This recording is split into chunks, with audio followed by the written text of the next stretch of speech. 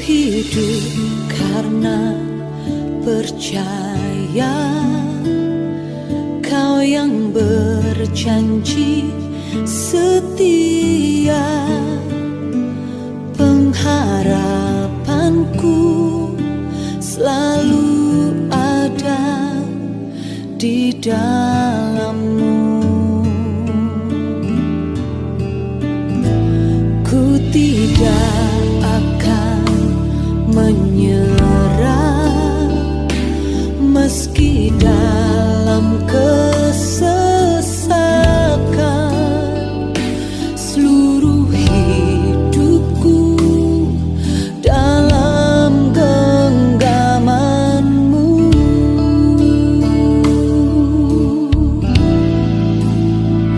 Aku punya Tuhan yang besar, yang telah berjanji dan sanggup menggenapi.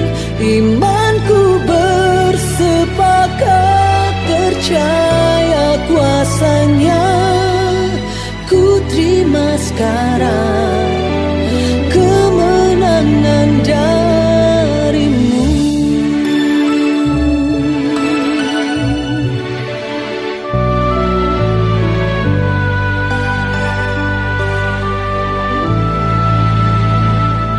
Ku tidak akan menyerah meski dalam kesesakan.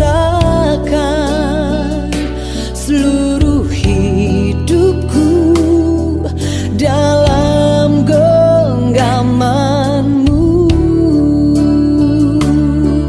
Oh, aku punya Tuhan yang besar, yang telah berjanji dan sanggup menggenapi.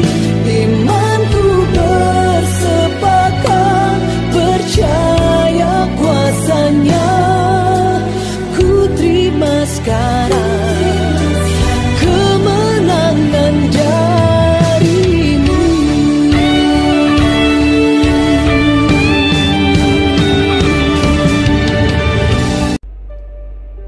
Shalom Bapak Ibu Saudara sekalian, bagaimana kabar Bapak Ibu semuanya? Tentunya baik-baik semua ya.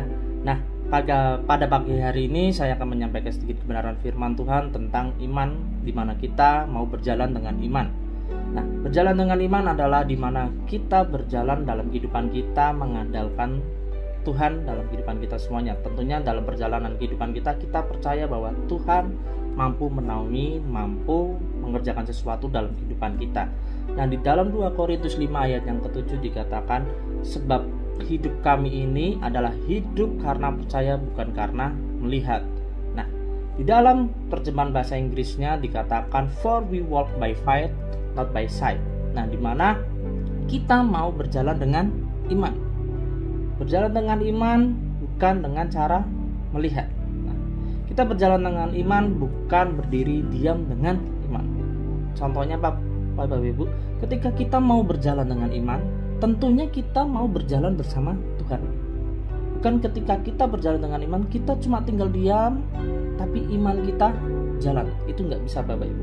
Contohnya aja seperti ketika saya mau mendapatkan waktu zaman kuliah, mau mendapatkan nilai yang bagus. Tentu saya beriman, saya bisa yakin saya bisa mendapatkan nilai bagus.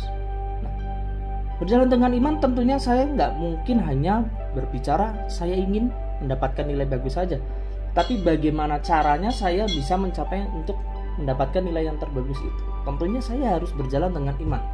Dimana berjalan dengan iman berarti saya memiliki tindakan itu, dimana saya yaitu belajar terus menerus, dan akhirnya ketika di akhir kuliah saya mendapatkan nilai yang saya impikan.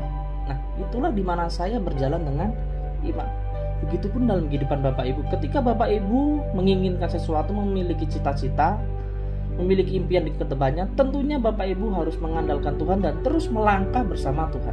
Dimana Bapak Ibu mengandalkan Tuhan dalam perjalanan kehidupan Bapak Ibu. Nah, disitulah Bapak Ibu berjalan dengan iman. Nah, Saya mau mengambil contoh salah satu dalam Alkitab, dalam Matius 14 ayat yang ke-22 sampai yang ke-33.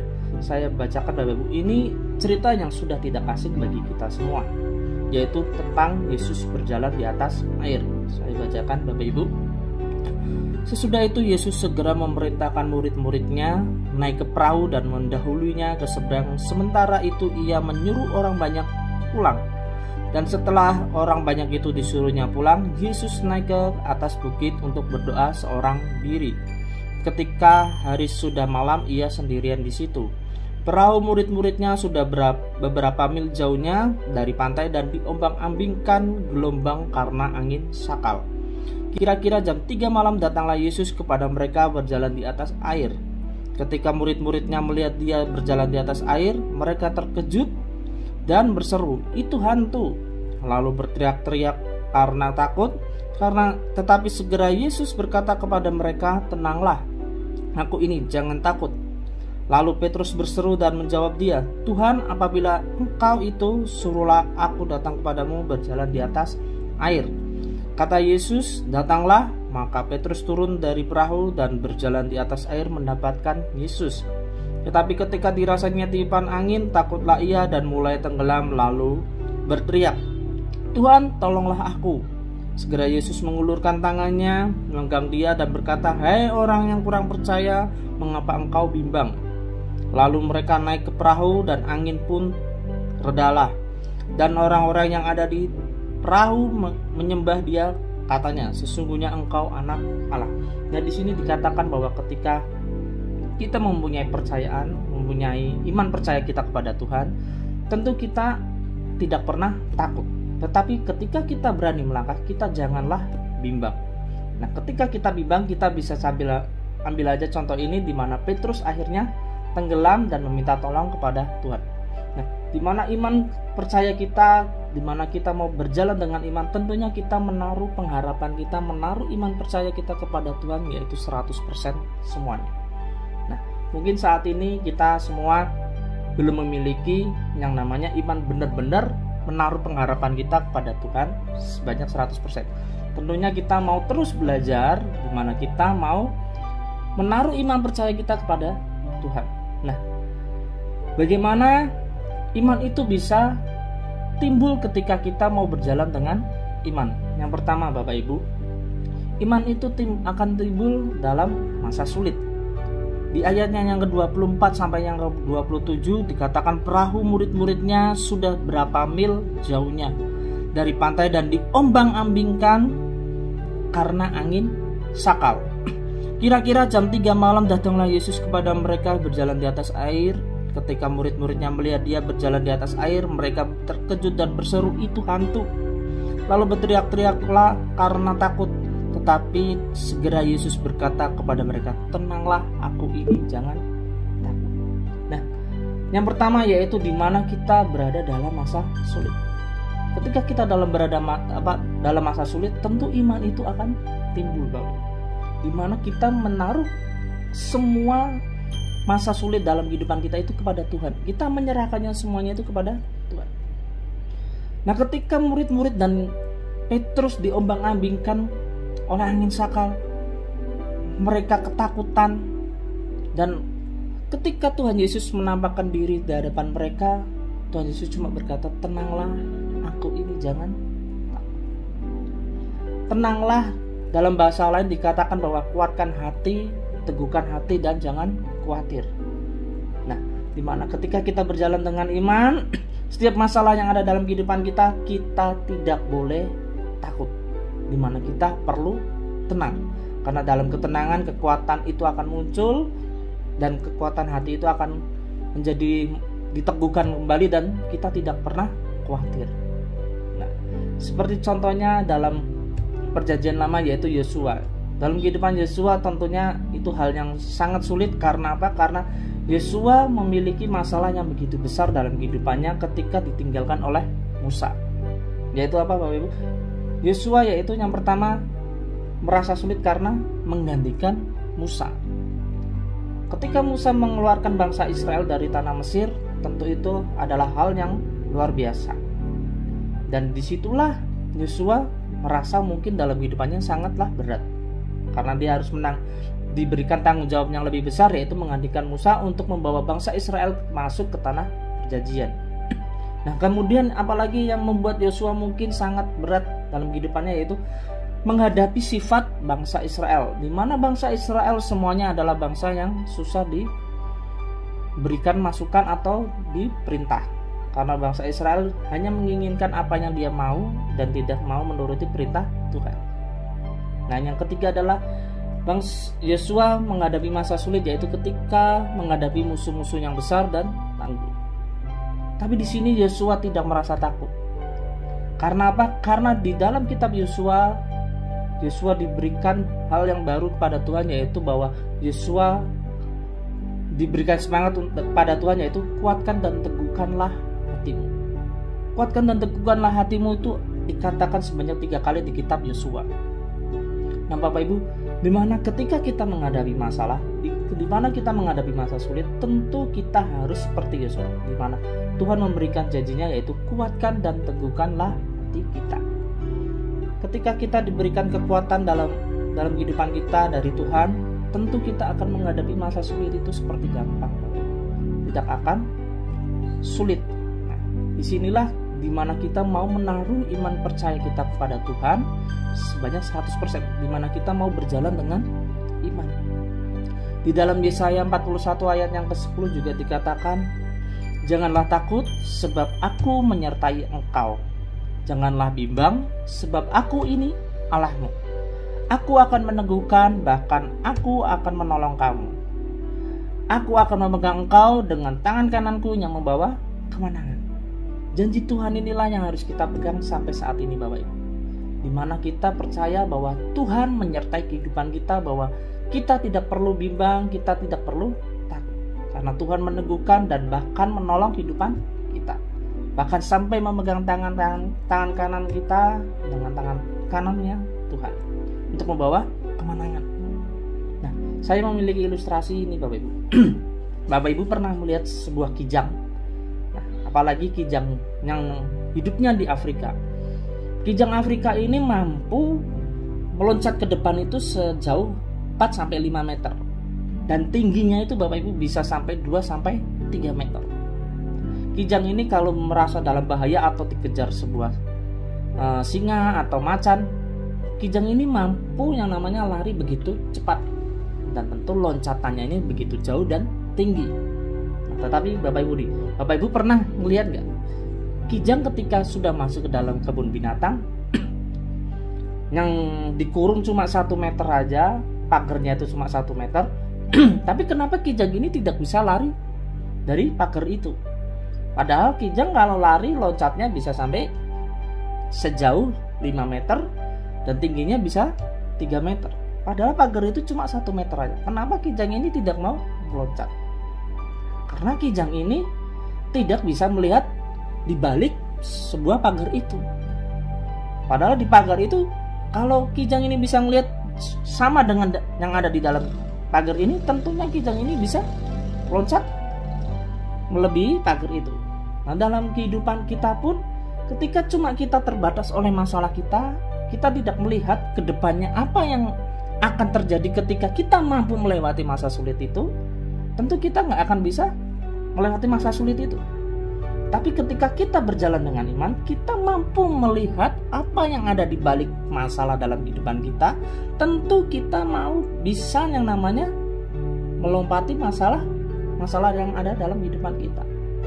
Nah, janganlah kita seperti seekor kijang ini, hanya melihatkan masalah yang ada di depannya, tetapi tidak melihat harapan yang ada di depannya, di balik pagar itu. Kita harus menjadi orang di mana kita berjalan dengan iman, kita mampu melihat ke depannya, di mana dalam sebuah masalah tentunya ada sebuah hasil yang luar biasa. Nah, saya memiliki ayat yang luar biasa, Bapak Ibu, ayat yang selalu saya pegang dalam kehidupan saya, dalam 2 Korintus 12 ayat yang ke-9 sampai yang ke-10. Saya akan bacakan untuk Bapak Ibu semuanya. Dalam 2 Korintus 12 ayat 9 sampai yang ke-10. Tetapi jawab Tuhan kepadaku, cukuplah kasih karuniaku bagimu, sebab justru dalam kelemahanlah kuasaku menjadi sempurna. Sebab itu terlebih suka aku bermegah atas kelemahanku, supaya kuasa Kristus turun menaungi aku. Karena itu aku senang dan rela dalam kelemahan, di dalam siksaan, di dalam kesukaran, di dalam penganiayaan dan kesesakan oleh Kristus, karena Kristus. Sebab jika aku lemah, maka aku kuat. Nah, ayat inilah yang menjadi pegangan dalam kehidupan saya, karena ketika saya lemah, kuasa Tuhan itu sungguh ada dalam kehidupan saya. Nah, itulah dimana kita mau berjalan dengan iman. Kita mau mengandalkan semuanya kepada Tuhan. Kesulitan bukan simbol bahwa Allah telah meninggalkan kita. Kesulitan merupakan cara Allah untuk menyatakan mukjizat di tengah-tengah kita. Amin Bapak Ibu. Nah, yang kedua apa? Iman akan timbul dalam kehidupan kita, yaitu mendengar suara Tuhan. Di dalam ayat yang ke-28 tadi sampai yang ke-30 saya akan bacakan.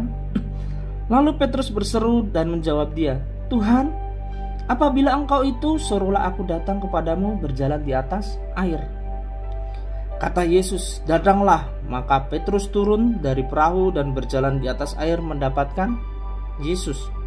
Tetapi ketika dirasanya tiupan angin, takutlah ia dan mulai tenggelamlah, lalu berteriak, Tuhan, tolong aku. Bahwa di sini ketika Petrus melihat Tuhan, dan kemudian Petrus menjawab, Tuhan, kalau itu engkau, suruhlah aku datang kepada engkau. Tuhan cuma datang, datanglah. Disinilah ketika kita mendengar Tuhan, cuma ketika kita menghadapi masa sulit, datanglah kepada Tuhan. Tuhan mengatakan cuma datanglah. Kita harus peka terhadap suara Tuhan. Disitulah yang namanya iman itu akan timbul. Ketika kita berjalan dengan iman, kita mau mendengarkan suara Tuhan, tentu suara Tuhan itu akan membuat kita penuh dengan damai sejahtera. Nah, mungkin hari-hari ini Bapak Ibu lagi menghadapinya namanya sebuah masalah, krisis, atau mungkin Bapak Ibu mendengar hal-hal berita yang mungkin membuat Bapak Ibu takut. Tetapi ketika Bapak Ibu dirasanya semuanya itu, Bapak Ibu cuma harus perlu mendengar suara Tuhan, dan Bapak Ibu percaya kepada suara itu, Bapak Ibu akan namanya berjalan dengan iman. Petrus cuma berkata, datanglah. Maka Petrus akhirnya datang kepada Tuhan.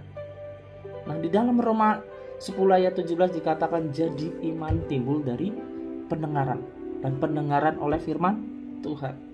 Nah, di mana iman kita itu timbul dari pendengaran, dan pendengaran oleh firman Tuhan, yaitu suara Tuhan. Dimana kita mau terus mendengarkan suara Tuhan dan peka terhadap suara Tuhan. Saya punya cerita seperti ini Bapak. Ada seorang anak kecil perempuan yang hidupnya di Amerika sana. Hidupnya itu bersama orang tuanya, hidup di sebuah apartemen. Nah, anak kecil ini dan orang tuanya itu hidup di lantai 4. Anak kecil ini memiliki sedikit kekurangan, yaitu tidak bisa yang namanya melihat. Anak kecil ini buta. Nah, suatu hari kejadian buruk menimpa apartemen yang mereka tempati, yaitu apa? Apartemen itu mengalami kebakaran. Nah, semua orang ketika kebakaran itu terjadi, semua orang di apartemen itu menjadi panik dan akhirnya turun ke bawah untuk menyelamatkan diri. Tetapi anak kecil perempuan tadi yang buta ini ketinggalan Bapak Ibu. Karena orang tuanya panik, akhirnya mereka tinggalkan anak ini. Nah, anak ini ternyata berdiri di jendela keluar, jendela di depan apartemennya. Di situ tentunya ada petugas pemadam kebakaran, dan petugas itu cuma berteriak kepada anak itu, "Hei anak kecil, loncatlah ke bawah sini, karena kita sudah menyiapkan jaring besar untuk kamu, agar kamu selamat sampai di bawah ini." Nah, tentunya anak kecil ini merasa bingung, Bapak. Anak kecil ini tidak percaya suara itu, karena anak kecil ini tidak pernah mendengarkan suara-suara itu sebelumnya. Anak kecil ini tidak percaya akan suara itu. Anak kecil ini merasa bingung. akhirnya tidak mau meloncat ke bawah. Nah, kemudian ketika orang tuanya sudah sampai di bawah, orang tuanya melihat anak kecil itu, melihat ke atas, ternyata anaknya masih di atas. Dan dilihatnya anak kecil itu masih di atas, anaknya itu masih di atas. Papanya ini berkata seperti ini, "Anakku, kamu loncatlah ke bawah. Papa di bawah menunggumu." Dan gak berapa lama anak kecil itu pun akhirnya meloncat ke bawah. Ternyata di bawahnya itu ada jaring yang tadi saya bilang. Dan anak kecil ini pun akhirnya selamat. Nah, disinilah ketika kita menjadikan Tuhan sebagai Bapa kita dalam kehidupan kita, tentu kita sering mendengarkan suara Tuhan dan kita peka bahwa itu benar-benar suara Tuhan. Nah, ketika benar-benar suara Tuhan, kita mau mengambil hal yang mau kita capai itu, dimana kita mau berjalan dengan iman. Tapi ketika kita tidak peka terhadap suara Tuhan, tentu suatu hal akan terjadi. Saya punya kejadian lucu Bapak Ibu. Pada waktu banjir yang kemarin, saya akan mengungsikan mami saya ke sebuah penginapan. Nah, pada waktu itu tinggal 2 hari mau selesai. Nah, di hari 2 sebelum selesai dari penginapan itu, saya itu pergi dengan mami saya. Akhirnya saya pulangkan ke rumah saya dulu. Nah, pulangkan ke rumah, dan waktu itu mami berkata seperti ini. Saya berkata seperti ini, "Mi, nanti saya jemput lagi jam 5 atau jam 6 sore tuh, karena ada acara." Nah, ketika sampai sore acara saya jalani, ternyata saya lupa Bapak Ibu. Saya lupa menjemput lagi mami saya untuk pulangkan ke penginapan itu. Dan besoknya Bapak Ibu, ketika saya mau menjemput mami saya untuk keluar dari penginapan karena waktunya sudah habis, saya ke sana siang-siang, saya tunggu, kok nggak ada orang. Sampai saya tuh menunggu sampai hampir 1 jam. Kirain mami saya itu pergi untuk mencari makan di daerah situ. Akhirnya saya cari di daerah situ, nggak ada Bapak Ibu. Akhirnya saya pulang, dan beberapa jam kemudian saya kembali lagi ke penginapan. Dan sesampainya di penginapan, ternyata mami saya ada di situ. Nah, mami saya berkata, "Loh, kamu tuh gimana? Katanya kemarin mau jemput." Nah, di sini saya lupa Bapak Ibu. Saya baru ingat, oh iya ya, kemarin tak bawa pulang kok saya nggak jemput. Nah, ternyata Bapak Ibu, ketika saya waktu sebelumnya mencari mami saya di sekitaran penginapan itu, Tuhan itu mendengarkan suaranya. Yaitu apa Bapak Ibu? Tuhan cuma berkata ini, "Pulanglah ke rumah." Tetapi saya nggak peka Bapak Ibu. Tuhan cuma berkata pulanglah ke rumah, tapi saya nggak peka. Padahal kalau Tuhan berkata pulanglah ke rumah, kalau saya pulang ke rumah, tentunya di situ saya akan ketemu mami saya. Tapi saya tidak menuruti suara Tuhan itu. Nah, pada pagi hari ini kita mau yang namanya sama-sama mendengarkan suara Tuhan dan peka terhadap suara Tuhan. Kita tetap mau yang namanya belajar bersama ya Bapak Ibu. Nah, kemudian yang ketiga, iman itu timbul ketika kita berani yang namanya melangkah. Di ayat yang ke-29 dikatakan, kata Yesus, "Datanglah." Maka Petrus turun dari perahu dan berjalan di atas air mendapatkan Yesus. Nah, di sini ketika Petrus mendengar kata Tuhan, "Datanglah," tindakan Petrus yaitu Petrus berani melangkah melewati perahunya dan berjalan di atas air. Nah, di sini ketika kita berjalan dengan iman, tentu kita yang namanya iman itu mau keluar, kita berani yang namanya melangkah. Seperti tadi rusa itu, kalau rusa ini cuma terdiam tetapi tidak berani melangkah, tentu rusa ini tidak bisa melihat di balik pagar itu ada apa. Nah, ketika kita berani melangkah setiap masalah dalam kehidupan kita dan kita mau melakukan hal yang baru, tentu iman itu akan timbul. Di dalam Yakobus 2 ayat 17 dikatakan, "Demikian juga halnya dengan iman. Jika iman itu tidak disertai perbuatan, maka iman itu pada hakikatnya adalah mati." Makanya iman itu yang seperti tadi awal saya bilang, ketika kita berjalan dengan iman itu tidak bisa cuma kita hanya diam saja Bapak. tetapi kita mau berani yang namanya melangkah. Jangan takut apapun risikonya, tetapi kita percaya kepada Tuhan. Kita menyertakan Tuhan dalam setiap apapun dalam langkah kita. Tuhan akan menolong kita.